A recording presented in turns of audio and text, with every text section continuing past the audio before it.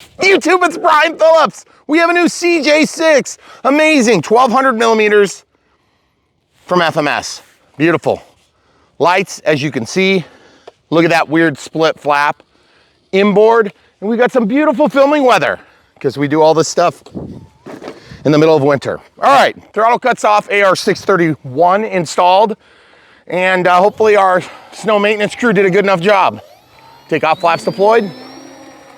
She's in the air, no problemo. Gear retracting up. Good thing we got those LEDs. Feels rock solid right now. Nice calm weather. Beautiful. Man, that thing looks good actually. Oh, that is so sweet. Gotta love it. Out of the takeoff flaps now. Need just a couple of clicks of trim for the elevator. Here we go. And then I feel like I got just a light roll. Let's see if I can work that out here in the next pass. Feels good though. I'm a little bit concerned about the transmitter getting snowed on this much. Oh yes. Yeah, we got a little bit of roll to the right. So I'm gonna see if I can get that.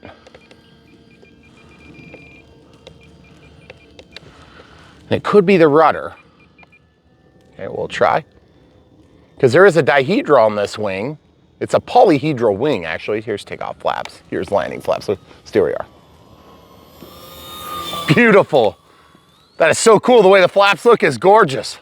Do a nice stall turn for you here in the snow. Oh, not much authority on that rudder. Couldn't hardly get it tipped over. Go out. Thank you. Camera crew and I are going to move back to our normal position over on the right. Man, that looks cool. I love filming in the snow all the way. All the way. Right there. Good job. Man, this is the heaviest snow we've flown in a long time. This plane, by the way, feels amazing. Full landing flaps now. I love flying it, really. It's been a easier build. There were some challenges, but it wasn't hard. We had trouble lining up one screw on the tail section, and that was like an extra minute or two. It's supposed to be a 10-minute build. Still took us like, oh, that's right. It was a wiring. The cable management was the biggest issue. Plenty of power to get up and do loops and stuff like that. There's a high-speed pass. Beautiful. It's not the biggest speed demon we've ever seen. This is going to be 2200 4S. We're using China hobby lines or 50C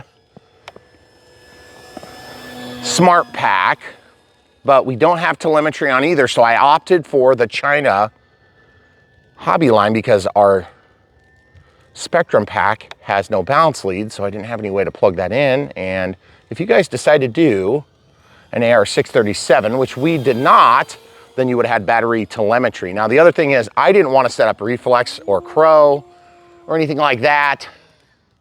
Not to be confused with the Reflex that you can get from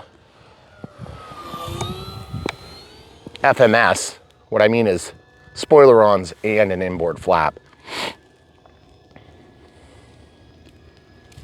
Guys, that thing looks so cool in the snow. I'm really glad we picked this terrible time to film. Right. It looks cool though. It does look cool. Gotta admit, guys, we film in all sorts of conditions here on Brian Phillips RC, usually because of stupid deadlines. This one is not a stupid deadline, it's a Mother Nature deadline. And, oh, did I hear beeping? Was that in my head? I didn't. Oh, we have a Predator. 1 minute left on 5, okay? We have a Predator voltage alarm in here, which goes from technically 1 through 8S, and I have it set to 3.3 volts DC, which is lower than what I would do if this was an EDF jet. So here recently we had it in another plane, a jet. I'll just leave the exact specs out because I don't know if we can talk about that just quite yet. And it was going off pretty quick with this particular pack, in fact. And that's because this thing is sized appropriately for this plane. This 2200 4S 30C pack is great. If you guys are thinking about China hobby line compared to the Spectrum packs, I'm just gonna tell you this right now.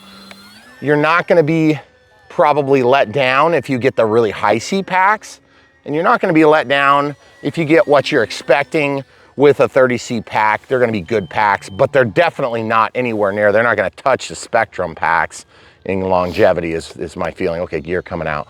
We're not taking a landing. I want to see if I can touch and go. I just gotta be careful with the snow cover. Nah, I probably can't do it because I don't have enough runway. Not from that angle.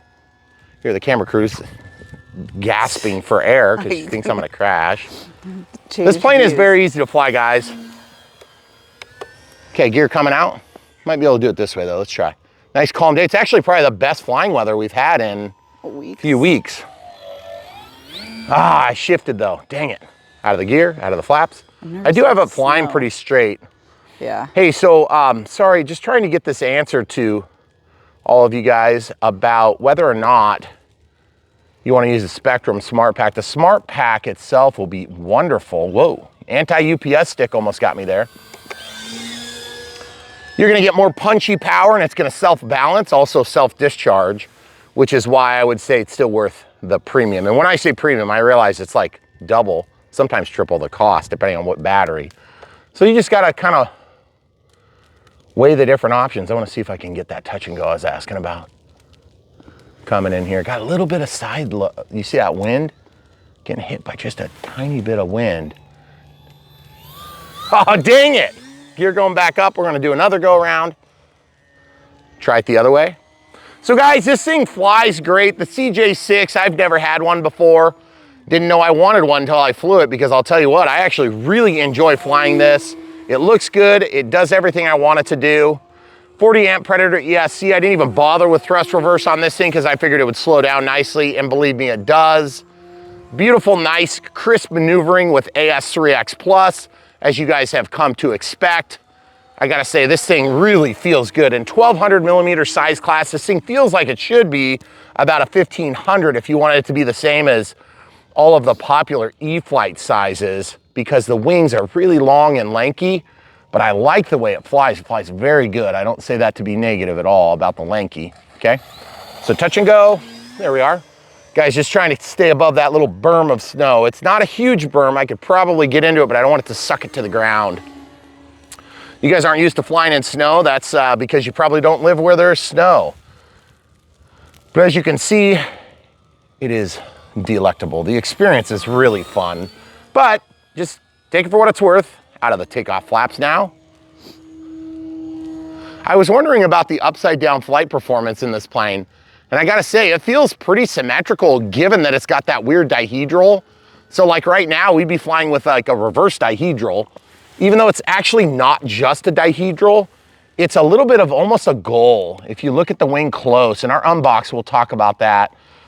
Just give you, oh man, that landing light is a lifesaver right now. We're gonna have no problems landing this thing without thrust reverse, by the way. And yes, there is a yellow line on our Predator ESC, but we shouldn't need it. And the other reason we didn't do it is because with flaps and retracts, we would have had to go up to an 8-channel. Right, exactly. Receiver. Because the AR631 uses all the channels as configured in this plane. And I would say definitely, it flies great. There's really no reason to get too bent out of shape about the 637T, unless of course you want battery telemetry. But I can tell you this, when it comes to prop planes, we just haven't found the need to always have that, unless maybe it's a twin or a really power sucky plane. Because here's the thing, once you get a flight in, you kind of know about what you're gonna get. When you're flying EDFs, not the same. You can push an EDF hard and lose 25% of your flight time. If you fly a prop plane, you might lose 10% of your flight time. And so I just find it's easier, okay, full landing flaps here. I find it's easier to just go ahead and use like a voltage alarm. Beautiful.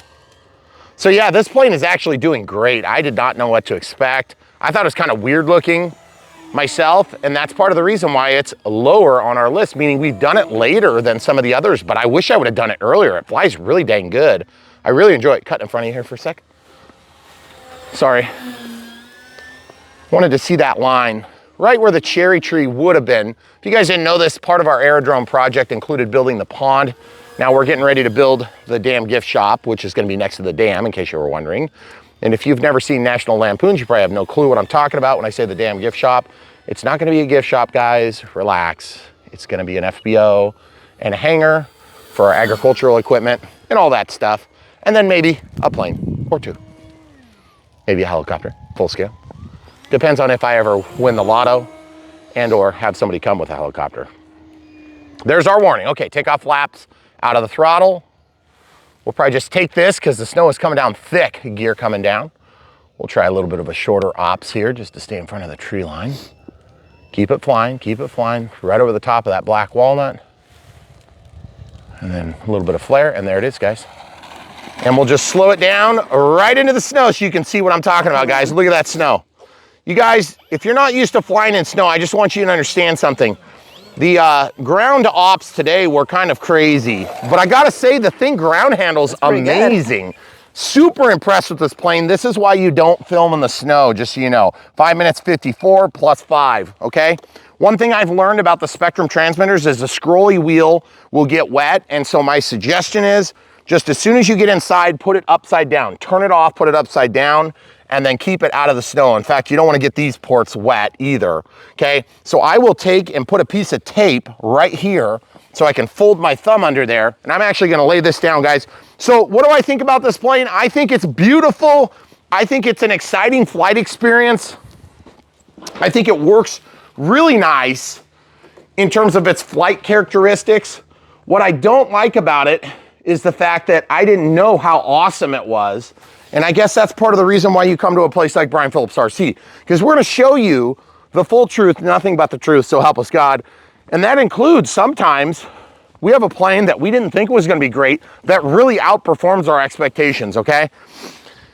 And I know the order you're gonna see them in, or at least we believe we know the order you're gonna see them in. Oh, I almost had the snow ops make me drop my plane because it's slick. Look at that, beautiful. This plane is way better than I thought it was gonna be. I thought the rock hard suspension, no play, and rock hard tires were gonna amount to a terrible ground experience, but I gotta say the thing is great. Admittedly, snow tends to dampen bouncing a little bit. We have some of the stillest air we've seen in weeks, okay? And this is what you get in winter. You get beautiful, bright, amazing, and super cool filming experience. But it's a real pain in the neck to actually live the life in the snow. Okay, you guys can't see it, but the camera crew has this tray on top of the camera. Yes. And it's full of snow. It's about that deep now. So just in the time of filming, and by the way, you can see, I got the driveway cleared, excuse me, the runway, but then I ran out of basically time because it kept filling up with snow. Look at this. This is why we've been filming, guys. This is crazy. Well, I mean, you can see it in your hair and on your coat, how much snow there is. So all I got to say is, if you're in the mood for a very good flying plane that just is not gonna let you down, here's the thing, I gotta tell you this. We do a lot of personal opinions on this channel that get mixed into analytical, you know, 4S, 2200. I'll show you where the battery is real quick. That's where the battery is, but our receiver is right there, okay? Side, yeah. So AR631, we'll show you the entire process of setting this plane up in the unbox build radio setup. This plane went together quick. It was a 10-minute build according to the manufacturer, which of course is total BS. But we tend to take a long time because we take the time it needs to help teach brand new people coming into the hobby how to do this stuff. And we also take the time to help people that are coming back to the hobby to know step by step by step. Now, we may do it in 250 steps. The manual is gonna do it in minus 30, meaning there's 30 things they don't tell you, okay? Even though FMS manuals tend to be some of the best in the market, and they really are, I'm not just saying that because we work with FMS. Remember, we work with all their peer competitors too, okay? And they really do a good job on the manuals. It's one of the things they do a good job on. It's almost always in English. There's almost never, no, I'm serious, compared to like the Chinese helicopters and stuff, they do a great job. And the thing is, they make a lot of our favorite planes. Also, you'll notice that we don't have flashing lights here and here or here. You can actually make them flash if you want. There's a controller in there that has 3 ports. Of course, you could split those off with a wide cable if you really like that. But who wants flashing nav lights? Not me, okay? Because I love being able to see the plane. And I'll tell you what, in conditions like this, it is absolutely beautiful to fly. I love it. It's one of my favorite things about this hobby because it's not cold to where I still have dexterity in my hands and it's still. Yeah. And I don't echo as bad. So it's awesome, guys. It knocks down all the sounds. All you hear is the sound of snow falling. And it's so cool. And then you have a beautiful plane coming in on final, cutting below trees where any other plane without lights would disappear. By the way, that blue leading edge is hard to see up against a dark backdrop like that, especially in this bright snow. But that's the other thing that happens is when we film in the winter, the lighting is terrible. It gets dark at like 4:30, 4:45. It starts getting dark, and it's dark by like 6. I mean, dark, like overnight dark. But at 5:15, 5:20, your sunset is pretty much gone. You know, I mean, this is the real world we're flying in, and you should be flying with us. So we're gonna encourage you once, this CJ-6, if you want something that's warbird capable, it's just as good as your P-51 or your P-47. And if you've got all those, or your F4U Corsair, which by the way, that gull is just very shallow here. It barely goes down. I think it might be mostly flat, but it kind of reminds me of the F4U Corsair if you look at that gull. It's barely down, and then it's got to be like 1 or 2 degrees down and then probably 4 or 5 up. It's not much, okay? But it makes for a really solid flying platform. And yes, with the AS3X Plus, you can make a terrible plane fly okay. You can make a really okie dokie plane fly good. You can make a great plane fly awesome. And I would say I'd put this into that category, which is so funny because, like, honestly, I wouldn't have picked this thing, you know, out of a mugshot, you know? Right. And when I started flying, that's the way a lot of planes are, you know? Especially when you get deeper into this hobby, you're like, hey, I want something different, okay? So if that's you and you want this thing, check it out. Links in the video description. We're gonna help you set this thing up so it flies just as good as we did there. And all I did was, there was quite a bit of clicks of trim on the elevator. So like if you look at the elevator, you can kind of see where it is. It must have needed to go pitch up just a hair neutrally because we did it like straight. Yeah. But if you look at that, it's got that little bit of a pitch up. And then we did have a little bit of roll. So like if you look at the ailerons, look at this. Yeah. There's quite a bit of roll in there. And then there's a little bit on the rudder too. So, and I did trim it the right direction. Sometimes when you're trimming, you'll trim the wrong direction on the rudder to correct a roll with a dihedral equipped plane. And it's kind of weird because I don't see that very often, but once in a while I'll get in and I'll start trimming because I see like a slow roll. The slow roll can be induced by the rudder or the ailerons. Generally it's the ailerons, you want to start there. And if that doesn't take care of it, then you might kick a little bit of rudder into it and you'll coordinate it back straight. I noticed on final, the plane wanted to fly like this down the runway. Of course, the camera crew's kind of backward, come over here. I was coming in and I noticed that it wanted to point this way. Well, that's also the direction the very light wind is. And we're protected and sheltered by the building, but then we come in out of that and then it'll kind of square up. Well, we don't have anywhere to develop that landing because the snow's so deep, and I didn't want to cheat and have it go into the snow and slow down. I wanted to land it on this runway. So I'm just really excited to be sharing this with you in such cool conditions. That being said, we're gonna be limited to the one flight. I was hoping to do both packs so you could see the difference side by side, but I'll tell you this, the China Hobby line is cheaper. It's gonna work fine in this plane. We'll link to that. We'll also link to the Spectrum. We've been shooting for 50C, 2200 4S Gen 2, but then you lose that balance lead, okay? So if you have a voltage alarm and you wanna use it, you can still get some of those Gen 1 packs if you want. The Gen 2 circuitry is supposed to be able to keep up a little quicker with balance on high discharge applications. But I don't know that I've experienced that personally. That's just what I've heard from the manufacturer. So I wouldn't put a lot of weight on that. I would just say, you know, hey, go for whatever, you know, is in stock or what you need. And don't buy like a 100C when you need a 30. You're just wasting money and weight. The weight of this pack and the Smart Pack are identical. This happens to be a 30C, that happens to be a 50C. You'd have maybe just a tiny, maybe a couple percentage points, you know, better burst into the ups, but you're gonna basically be the same once you're into a full load going up, okay? The thing is not a crazy ballsy flyer, I can tell you that. It's fast, it's got speed, but you gotta fly it, okay? It's not just gonna come out of the pike and just go 1,000,000 miles an hour, but who cares? I really don't care how fast my plane goes, like in terms of miles per hour or kilometers an hour or whatever you wanna measure with. I'm more concerned about that scale flight performance. I want it to look like it's going fast. There are times when we fly planes that look faster than they actually are flying. And there are times when they look slower than they should, like case in point, 1700 millimeters F4U Corsair. Doggy is slow, get out. But the thing is beautiful and it has presence. I mean, the wing is longer than this entire plane, one of them. It is huge, right? It is huge. Technically, I don't know if that's true because it's a 1.7. This is 1.2. But it feels like it. I mean, the wing is like this big. It's just gigantic. It takes up an entire dining room table worth of storage in your basement. I should warn you about that. But in terms of dogginess, this basic looking prop mates up with this really cool looking spinner. And the only thing I didn't like about it is there's no way to get anything in there to torque it down. You have to do it by finger tight. But it locks on with a hex position as it slides on. A little bit hard to do that. So anyway, 10-minute build, yeah, not so much. Beautiful plane, absolutely. And here's the thing, guys. This is my type of plane. It's funny because, you know, a lot of you guys are big on EDF jets. And you want to make jets do everything you can do with a prop plane. I want to tell you this. There's just something about EDF jets that will leave you hanging if it's not good.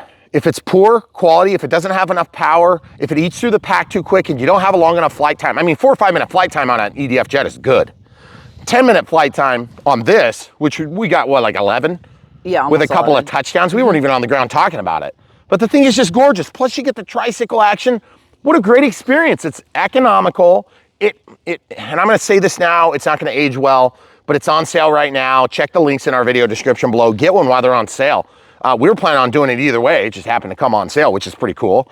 That does not happen often. Sorry, we try our best, but it just doesn't usually work out because it takes us longer to produce and the freaking sale lasts. Right. So, but this plane is awesome. I would rather be blown away by how good a plane is than be barely satisfied by how not great a plane is.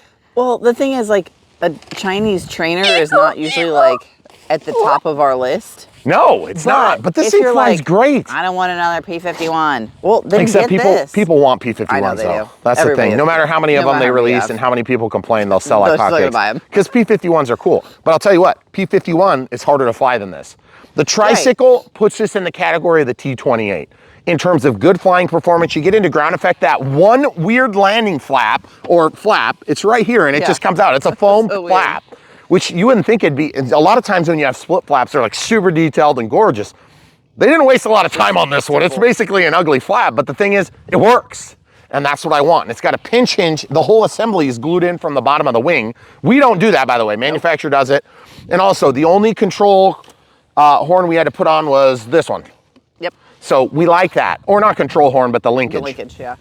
So in terms of build, it was very good. It's a very easy build. Not 10 minutes, that's a bunch of BS. Build it, maybe, but not radio setup. In terms of build, it was good. In terms of battery performance, it's good. You could probably squeeze a little bigger pack in there. However, the center of gravity marks, just to let you know, 60 to 70 millimeters, we felt like this plane, make sure you got your gear out if you got a nose wheel because it's gonna shift your CG. It's a little bit hard to kind of hit that and split the difference because you want to be able to put the gear down and still be in range to a certain extent. I felt like you could be a little bit more tail heavy and this plane would be fine. It did not feel porpoisey at all. It felt locked in, okay? So, but in terms of build, very smooth. In terms of fit and finish, actually very good. We had a couple of like overspray mismatch colors here, but it's so minor. This blue got into this and kind of almost made it look a little bit purple. Very light amount, okay? But beyond that, that was like our biggest complaint on fit and finish. Piece count, super low. Super low, it was like 5 pieces total, and that includes the nut and bolt sack. Yep. So, and then you get these cool details like this little fin here, which is so cool. And I gotta say, if you want, you can throw a thrust reverse on. I don't depend on thrust reverse on 40 amp Predator ESCs. They work okay for backing away from, you know, the edge of the pond with thrust reverse for, you know, like a float equipped plane. Whether it's a PA-18 or a Husky or something like that, it doesn't matter. The point is this, you can use it in the controllable setting, but thrust reverse with pilot fatigue just doesn't seem to agree with the Predator ESCs. We can't prepare them by braking, and then sometimes you have to be below the 50% point on the throttle stick. We're just learning that now. And so I've just gotten to the point now where if I know it's a big plane and I need it, the big planes seem to do it. The small planes do not. And I don't know if it's just because the power, the magnetic force is stronger, it brings those things to a rest quicker. But Super Scorpion did great, and so did the Avanti 90. They both did good, both 90 and significantly bigger Predator ESCs, okay? But these 40 amp jobs, they, you know, just don't always keep up. And by the way, this thing on 3S would be doggy as all get out. I would definitely stick with 4S on it. I would even think about doing it on 3S. okay? Yeah, you might be able to fly it on 3S, but I would not suggest it, okay? Other thoughts, rock hard tires did not bother me at all. I can't believe how good the ground handling was. Granted, we are going through snow, so you could see it kind of wanted to slip and slide. Yeah, that's gonna be pretty typical. And I gotta say, I am a sucker for tricycle landing gear on Warbirds. It's super fun. P39 is one of my least favorite planes, but it's got tricycle, so it kind of gets into that same category, but I'm not crazy about the way it flies. This thing flies great. The T28 flies great. What's another tricycle Warbird? I'm trying to think, is there any others? I can't think of it offhand, but let's just, we'll come back to that. The point is this, if you want another plane that's gonna be a Warbird, that's maybe something you weren't expecting to really enjoy, you know, you got the Hellcat, you've got the P51, you got the P47, the P38, all those, this thing is on the list and it's super fun. You got the Zero, you know, there's a bunch of really cool planes, but you know what? You don't get a ton of cool tricycles in Warbirds. And the thing is, this thing did really good, and what a beautiful gift like, of weather, you know? It is funny because you guys probably think, what an idiot, you're out there filming in the snow. Yeah, exactly, I agree. But these are some of the most cool RC experiences you can have. Just don't destroy your radio over it. The scrolly wheels are a problem point if you don't cover them. And yes, you can get those bags you put your hands in. I just haven't, I've never been comfortable with those because I end up accidentally hitting switches. And you'll probably feel the same way. Yep. But just the stillness, the beauty, it's so dang cool. And so we're so happy to have you here with us on Brian Phillips RC. We hope you enjoyed this footage. This one's hot off the presses for you. And we have this new damn gift shop we were mentioning earlier that's coming to fruition. Of course, with the snow, makes it incredibly difficult to see what's going on over there. But you can see those hay bales out there, which might help you to get a reference for kind of where that building is going to end up being. But it's not too cold. It's still, it's beautiful, it's bright. So you got to get out there and fly, guys. So we hope you enjoyed our footage today. We hope you enjoyed the CJ-6, and we hope you'll enjoy a CJ-6 yourself. So without further ado, check out the links in the video description below. When you buy them, you help support us financially so we can help fund all these crazy projects here on this aerodrome we're trying to create.